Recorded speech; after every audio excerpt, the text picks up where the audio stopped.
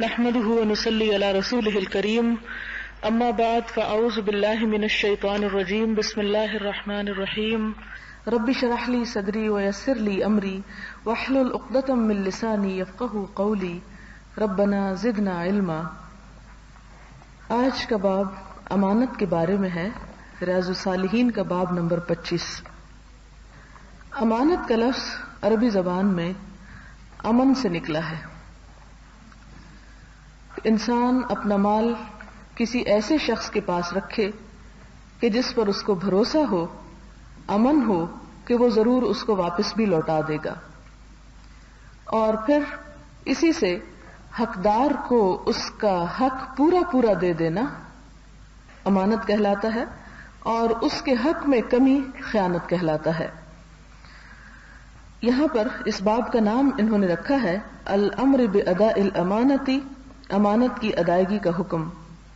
اس بارے میں آیات ہیں، قال اللہ تعالی ان اللہ یأمرکم ان تؤدوا الامانات الى اہلها، وقال تعالی انا عرضنا الامانة على السماوات والارض والجبال فابین ان يحملنها واشفقن منها وحملها الانسان انه كان ظلوما جہولا۔ یقیناً اللہ تعالی کا یہ حکم ہے کہ تم امانتیں ان کے اہل اور حقدار کے سپرد کر دو، اور اسی طرح اللہ تعالیٰ نے فرمایا ہم نے اپنی امانت آسمانوں، زمین اور پہاڑوں کو سپرد کرنی چاہیے، مگر وہ اس کے برداشت کرنے سے خوف زدہ ہو گئے اور انکار کر دیا، اور انسان نے اسے برداشت کر لیا کیونکہ وہ نادان اور ظالم تھا۔ یہ دو آیات ہیں، ان میں سے پہلی آیت جو ہے وہ تمام امانتوں کو عام ہے، ہر قسم کی امانت، کہ تم حقدار کو اس کی امانت واپس کرو۔ اس میں مال بھی آتا ہے، اس میں عہدے بھی آتے ہیں، یہاں دراصل میرٹ کی بات بھی ہے۔ لیکن دوسری جو امانت ہے، اس سے مراد اللہ کی کتاب ہے اور دین ہدایت ہے۔ تو یہ اللہ تعالیٰ نے اپنی کتاب کو آسمانوں اور زمین پر پیش کرنا چاہا، لیکن انہوں نے اسے اٹھانے سے انکار کر دیا، اور پھر انسان پر پیش کیا تو انسان نے اسے اٹھا لیا۔ فرمایا کہ انسان بہت ہی نادان اور ظالم تھا۔ ظالم اس معنی میں نہیں کہ اس نے کوئی حماقت کی، مراد یہ ہے کہ اگر انسان اس امانت کو اٹھا کر اس کا حق ادا کرتا ہے تو وہ اس کے لیے باعث اجر ہے، لیکن اگر وہ حق ادا نہیں کرتا اور اس سے غفلت برتتا ہے تو اس پر بھی ظلم کرتا ہے اور خود اپنے آپ پر بھی ظلم کرتا ہے۔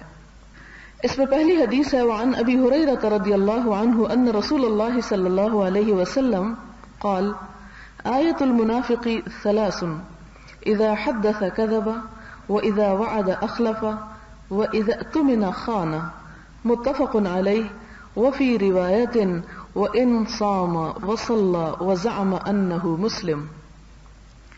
حضرت ابو ہریرہ رضی اللہ تعالی عنہ بیان کرتے ہیں کہ رسول اللہ صلی اللہ علیہ وسلم نے فرمایا کہ منافق کی 3 نشانیاں ہیں، جب بولے تو جھوٹ بولے، جب کوئی وعدہ کرے اسے پورا نہ کرے، اور جب کوئی امانت سپرد کی جائے تو اس میں خیانت کرے۔ ایک روایت میں یہ اضافہ مزید ہے، خواہ وہ نماز روزہ کا پابند ہو اور اپنے آپ کو مسلمان کہتا ہو۔ یعنی ایمان اور منافقت میں فرق جو ہے وہ عمل سے ہے، اور عمل کی کون سی چیزیں انسان کو مومن بناتی ہیں اور کون سی چیزیں منافق بناتی ہیں۔ عموماً ہم سمجھتے ہیں کہ نماز روزہ جو ہے وہ کرنے والا مسلمان ہے پکا، لیکن اگر وہ اپنے معاملات میں خرابی کرتا ہے تو اس سے کوئی خاص فرق نہیں پڑتا۔ یہاں پر ایک مکمل ایمان کی پہچان یہ بتائی گئی کہ مومن وہ شخص ہے جو عبادات کے ساتھ ساتھ اپنے معاملات کا بھی کھرا ہوتا ہے۔ اور منافقت کی نشانیوں میں سے جو 3 بڑی نشانیاں اس جگہ پر بتائی گئیں، ایک اور حدیث میں آتی ہے روایت جو یہاں پر ذکر نہیں کی گئی، وہاں پر ایک اور اضافہ بھی ہے، اور وہ یہ کہ جب جھگڑا کرے تو گالی پر اتر آئے۔ یہ بھی منافق کی علامت ہے۔ بات کرے تو جھوٹ بولے، جھوٹ بولنا یا سچ بولنا اس کے لیے برابر ہے، اسے کوئی اس میں فرق محسوس نہیں ہوتا، اور جب وعدہ کرے تو اسے پورا نہ کرے، اس کے خلاف کر جائے۔ اور اس میں ضروری نہیں کہ کوئی بڑے بڑے کانٹریکٹس ہوں، اس کے لیے تو لفظ میثاق استعمال ہوتا ہے۔ یا وعدے سے مراد عام روزمرہ زندگی میں انسان جو لوگوں کے ساتھ معاملات کرتے ہوئے وعدہ کرتا ہے کسی چیز کے لین دین کا، وہ مراد ہے. اور اسی طرح امانت میں خیانت، کہ اگر اس کے پاس کوئی شخص اپنا مال یا کوئی اپنی عزت آبرو اس کے حوالے کرتا ہے تو وہ اس کی حفاظت نہ کرے، اس میں خیانت کر جائے. خیانت دو طرح سے ہوتی ہے، ایک تو یہ کہ بالکل ہی وہ چیز غائب کر دی جائے، دوسرا یہ کہ اس کو بحفاظت اس طرح نہ لوٹایا جائے جس طرح کہ لوٹایا جانا چاہیے. جس سے مشورہ لیا جائے وہ بھی امانتی ہے. المستشار مؤتمن، کہ اس کو بھی امانت کا پاس کرنا چاہیے. اور اسی طرح اگر کوئی شخص کسی بات کے بعد میں یہ کہہ دے کہ یہ بات آپ کسی کو نہ کہیں تو وہ بھی ایک طرح سے اس کے پاس امانت ہو جاتی ہے. اسی طرح یہ چیز بھی امانت میں شامل ہو جاتی ہے. اس کے بارے میں یہاں تک فرمایا کہ جب کوئی تم سے بات کرتے ہوئے زبان سے نہ بھی کہے کہ کسی کو نہ بتاؤ، لیکن اگر وہ ادھر ادھر دیکھ رہا ہے جس کا مطلب ہے کہ وہ بات صرف آپ ہی کو کہی جا رہی ہے اور دوسرے کو نہیں کہی جا رہی، جو کہ اس کا ادھر ادھر دیکھنا اس بات کی علامت ہے کہ کوئی اور شخص تو اسے نہیں سن رہا، تو وہ بھی اس میں شامل ہو جاتی ہے اور وہ بھی خیانت میں آ جاتا ہے. یہ متفق علیہ روایت ہے. اور ایک حدیث میں آتا ہے کہ اگرچہ وہ روزہ رکھے لیکن روزہ رکھ کے بھی اگر یہ کام کرے تو اس کا روزہ فائدہ نہ دے گا. وصلی اور نماز پڑھے، وزعم انہ مسلم اور یہ دعویٰ کرے کہ وہ شخص مسلمان ہے. اب دیکھیں کہ دعویٰ تو ہر شخص کرتا ہے لیکن اصل اسلام کیا ہے؟ عمل سے. اسی طرح ایک اور حدیث میں بھی آتا ہے کہ جو شخص روزہ رکھ کر بھی جھوٹ بولنا اور جھوٹ بات پر عمل کرنا نہ چھوڑے، اللہ تعالیٰ کو اس کے بھوکا پیاسا رہنے کی کوئی ضرورت نہیں. اور جیسے کہ آپ صلی اللہ علیہ وسلم نے فرمایا کہ روزہ ڈھال ہے، تو ڈھال انسان کو حملے سے محفوظ رکھتی ہے. اب یعنی جنت کا لفظ جب آیا ڈھال کے لیے تو اس سے مراد یہ کہ دوزخ کی آگ سے بھی بچانے والا ہے روزہ، اور اسی طرح انسان کو بری چیزوں سے بھی بچانے والا ہے، برائیوں سے بچانے والا ہے. اگر انسان روزہ رکھ کر ہر بات کہتا ہے اور ہر غلط کام دیکھتا ہے اور سنتا ہے اور کرتا ہے تو گویا اس کا روزہ اس کے لیے ڈھال نہیں بنا، آڑ نہیں بنا، اس نے وہ احساس اور شعور نہیں دیا کہ وہ برائی سے اپنے آپ کو بچا سکے. تو یہ چیز بھی انسان کے لیے نقصان دہ ہے اور اس سے اس ڈھال کے اندر سوراخ ہو جاتے ہیں. اسی لیے آپ صلی اللہ علیہ وسلم نے یہاں تک تلقین فرمائی کہ اگر تم میں سے کوئی شخص روزے سے ہو تو نہ لڑائی جھگڑا کرے اور نہ شور و غل کرے، چیخے پکارے، اور اگر کوئی اور شخص اس کے ساتھ جھگڑا کرنا چاہے تو جواب میں کہے کہ میں تو روزے سے ہوں، یعنی اس جھگڑے کو طول نہ دے بلکہ ختم کر دے. اگلی حدیث جو ہے وہ حذیفہ بن یمان کی ہے اور کچھ طویل حدیث ہے لیکن بہت ہی اہم حدیثوں میں سے ہے. عن حذیفہ بن الیمان رضی اللہ عنہ قال حدثنا رسول اللہ صلی اللہ علیہ وسلم حدیثین. حذیفہ بن یمان روایت کرتے ہیں کہ رسول اللہ صلی اللہ علیہ وسلم نے ہم سے دو باتیں بیان فرمائیں. ان میں سے ایک کا مشاہدہ تو ہم نے کر لیا اور دوسری کے ہم منتظر ہیں. کس بات کا مشاہدہ کر لیا؟ آپ صلی اللہ علیہ وسلم نے فرمایا امانت لوگوں کے دلوں کی گہرائی میں پیوست کی گئی، پھر قرآن نازل ہوا تو لوگوں نے امانت کی روشنی سے قرآن اور سنت کا علم حاصل کیا.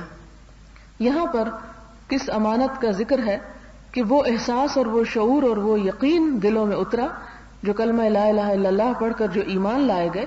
تو یہاں امانت سے مراد ایمان ہے کہ جو دلوں میں اترا اور دلوں میں پیوست ہو گیا، دلوں میں اس نے جگہ بنائی اور پھر لوگوں نے اس ایمان کی وجہ سے قرآن اور سنت کا علم حاصل کیا. تو پھر قرآن اور سنت کا علم حاصل کرنا کیا ہوا؟ یہ بھی ایک ہمارے اوپر ذمہ داری ہے، یہ بھی ایک امانت ہے جو ہمارے سپرد کی گئی. اور دوسری نشانی کیا آپ صلی اللہ علیہ وسلم نے فرمائی کہ امانت اٹھ جائے گی. پہلی یہ کہ امانت آ گئی اور دوسری علامت اٹھ جانے کی بات.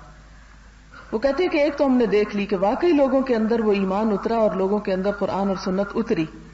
اب دوسرا جو ابھی نہیں اور اس کا ہم انتظار کر رہے ہیں، امانت کے اٹھائے جانے کے متعلق کہ آدمی حسب معمول رات کو سوئے گا، صبح اٹھے گا تو اس کے دل سے امانت نکالی جا چکی ہوگی.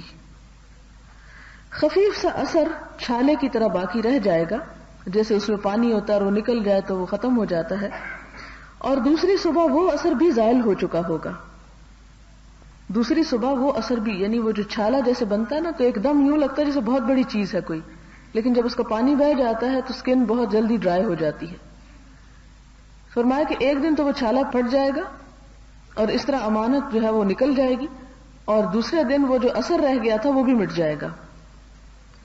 جیسے تم اپنے پاؤں پر کوئی چنگاری گرا لو کہ اس سے آبلہ نمودار ہو جائے، وہ بظاہر تو تمہیں ابھرا ہوا نظر آئے گا مگر اس کے اندر کچھ نہیں ہوتا، کیونکہ باہر سے تو کوئی چیز نہیں بھری جاتی، پانی ہوتا ہے۔ پھر آپ نے ایک کنکر اٹھا کر اپنے قدم مبارک پر لڑکائی، یعنی اس طرح گرایا، اور سلسلہ کلام جاری رکھتے ہوئے فرمایا کہ وقوع میں یہ واقعہ ہو جانے کے بعد لوگ صبح اٹھ کر، یعنی جس وقت یہ اثر امانت کا وہ بھی ہٹ جائے گا، لوگ صبح اٹھ کر اپنے کاروبار میں حسب معمول مصروف ہوں گے مگر ان میں ایک بھی امانت دار نہ ہوگا، حتیٰ کہ بطور کہاوت کہا جائے گا کہ فلاں قبیلے میں ایک شخص امین ہے یا تھا، یعنی امانت اتنی ناپید ہو جائے گی کہ مثال دی جائے گی کہ وہ فلاں فیملی جو ہے یا فلاں گھرانہ جو ہے یا قبیلہ جو ہے اس میں ایک شخص بڑا امانت دار ہے یا تھا کبھی، کہ ڈھونڈنے کو امانت نہیں ملے گی۔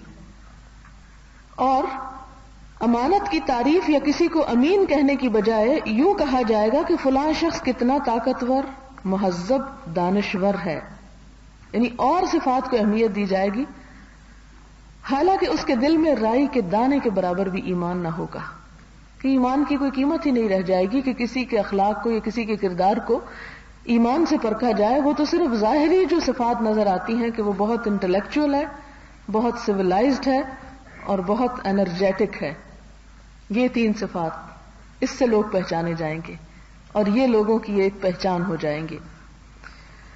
جناب حذیفہ کہتے ہیں کہ میں نے وہ دور بھی دیکھا ہے کہ میں خرید و فروخت کے وقت بھاؤ تاؤ یا مال کی اچھائی برائی دیکھنے کی بھی ضرورت نہ سمجھتا تھا، نہ پرواہ کرتا تھا کہ انسان کسی سے بھی معاملہ کر سکتا ہے، نہ اس کی کہ کس سے معاملہ کروں اور کس سے نہ کروں، کیونکہ صاحب معاملہ اگر مسلمان ہے، یعنی وہ دعویٰ کرتا ہے کہ میں مسلمان ہوں، تو اس کا دین اس سے میرا حق دلوا دے گا، تو مجھے فکر نہیں ہوتی تھی کہ مجھے کوئی دھوکہ دے گا، یعنی وہ مجھ سے خیانت یا ڈنڈی نہیں مارے گا۔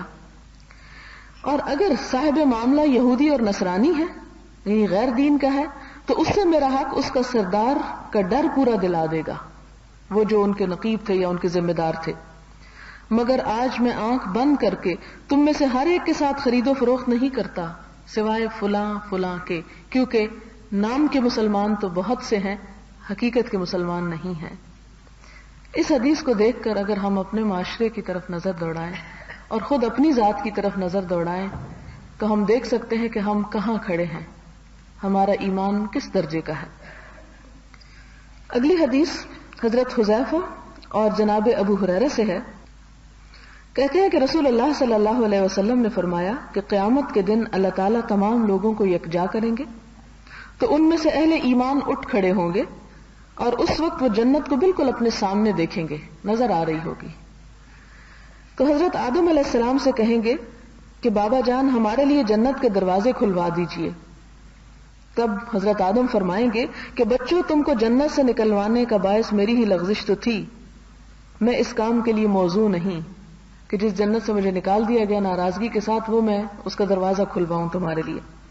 میرے بیٹے ابراہیم علیہ السلام کے پاس جاؤ، وہ حضرت خلیل اللہ علیہ السلام کے پاس آئیں گے، وہ بھی فرمائیں گے کہ میں اس کے لیے موزوں نہیں، میں تو پس پردہ خلیل تھا، تم موسیٰ علیہ السلام کے پاس جاؤ کہ ان سے اللہ تعالیٰ نے روح در روح کلام فرمایا، کہ میں دوست تھا، اللہ نے مجھے دوست بنایا لیکن مجھ سے کبھی کلام نہیں کیا، تو میں آج کلام کرتے ہوئے ڈرتا ہوں، جھجک ہوتی ہے نا۔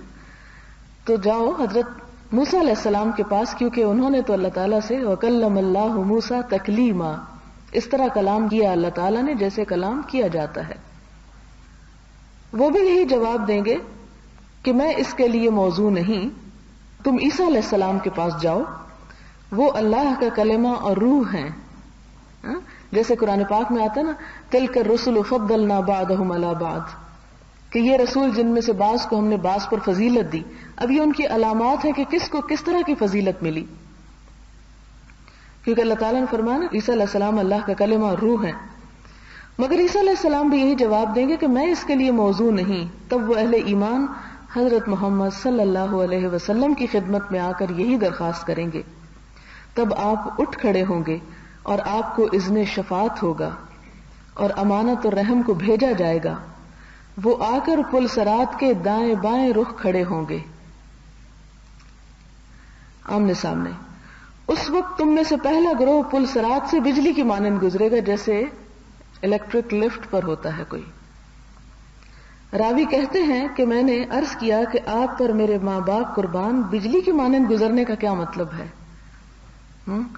ہمیں تو یہ بات شاید ذرا آسانی سے سمجھ آ جائے، لیکن اس دور میں تو لوگوں نے اتنی تیز رفتار کوئی چیز نہیں دیکھی تھی سوائے کہ آسمان سے جو بجلی اترتی ہے۔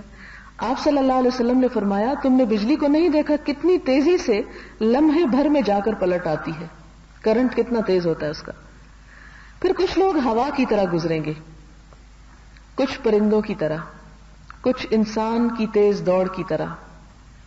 رفتار کا یہ فرق اعمال کے سبب ہوگا۔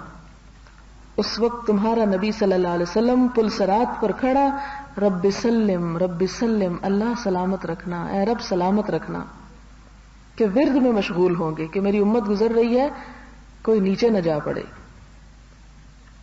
پھر کمزور اعمال والے گزریں گے، حتیٰ کہ ایسے آدمی آئیں گے کہ وہ پاؤں سے چلنے کی سکت بھی نہ رکھتے ہوں گے، گھسٹ گھسٹ کر چل رہے ہوں گے۔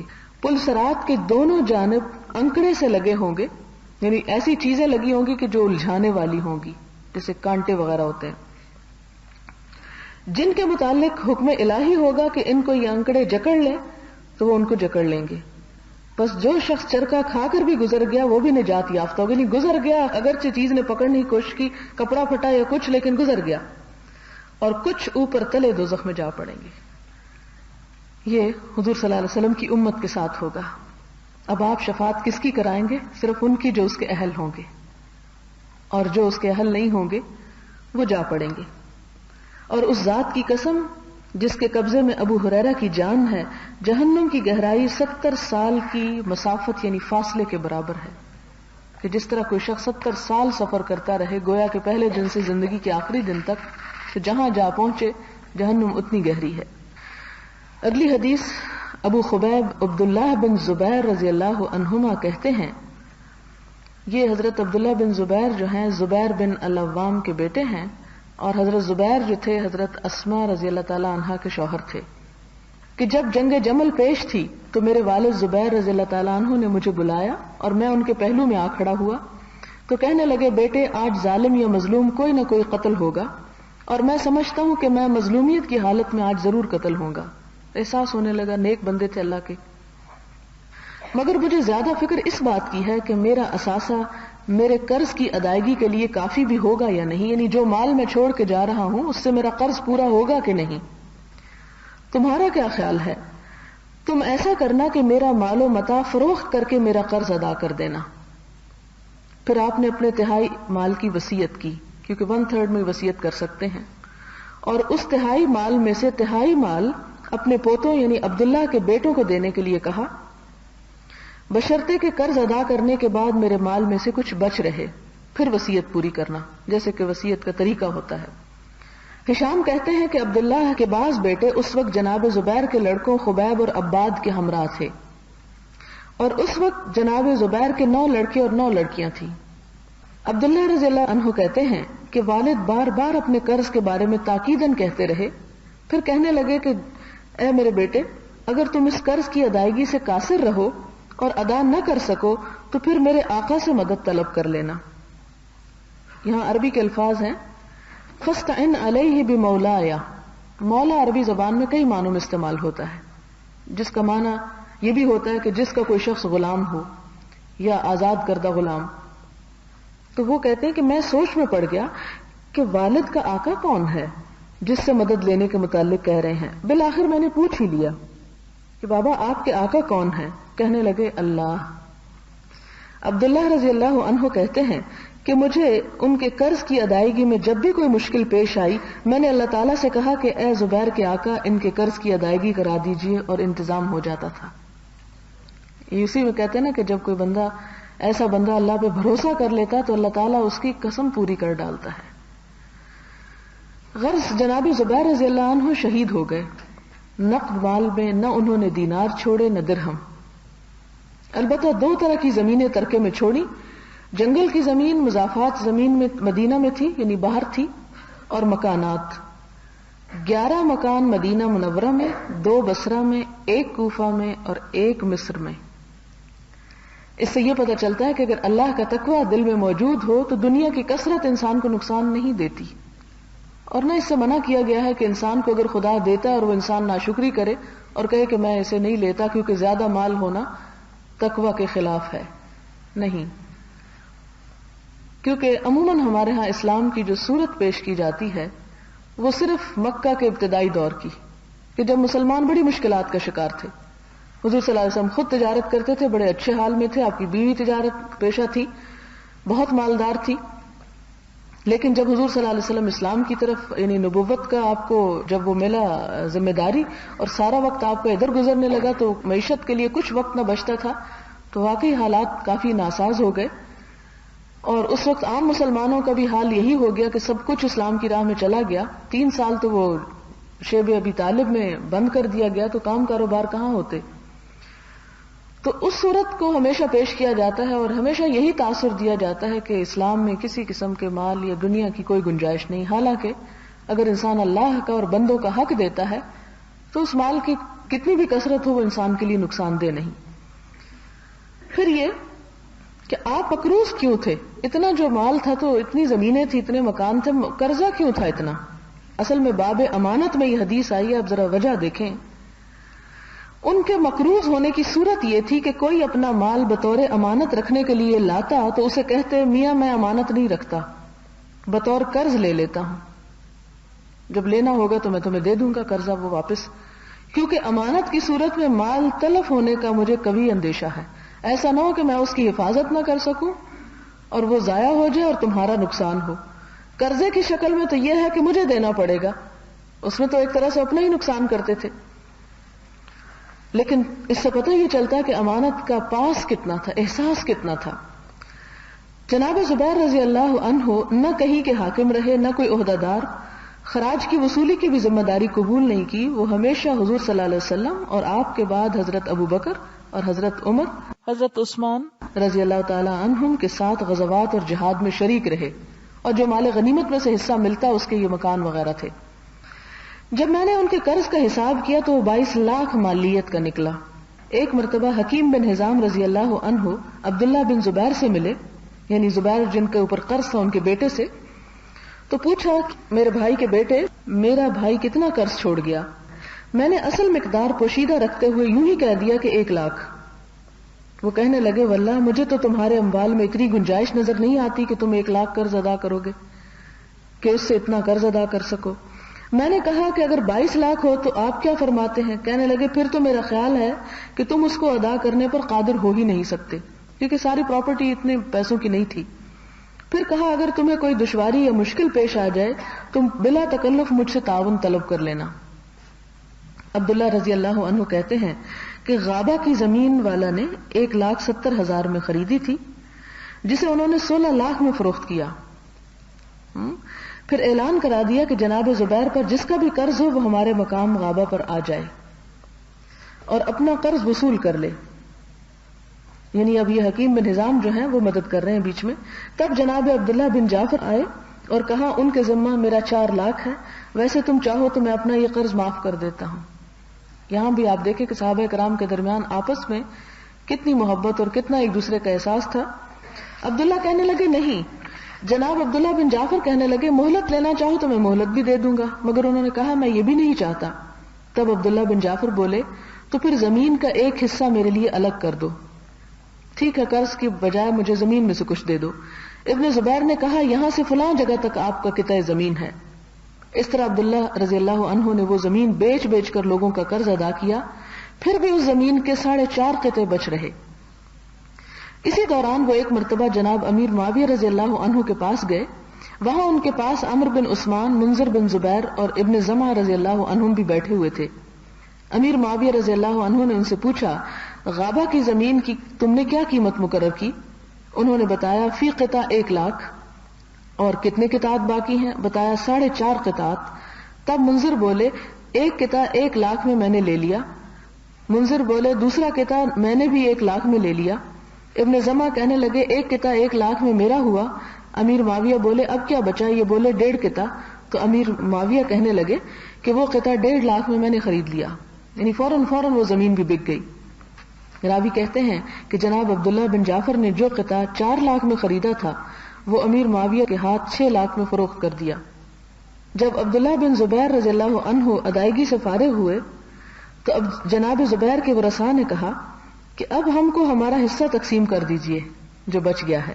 تو آپ نے کہا کہ تمہارے درمیان میراث اس وقت تک تقسیم نہ کروں گا جب تک 4 سال تک حج کے موقع پر یہ اعلان نہ کرا دوں کہ زبیر رضی اللہ عنہ پر جس شخص کا قرض بھی ہو وہ ہمارے پاس آئے، وہ قرض ہم ادا کریں گے۔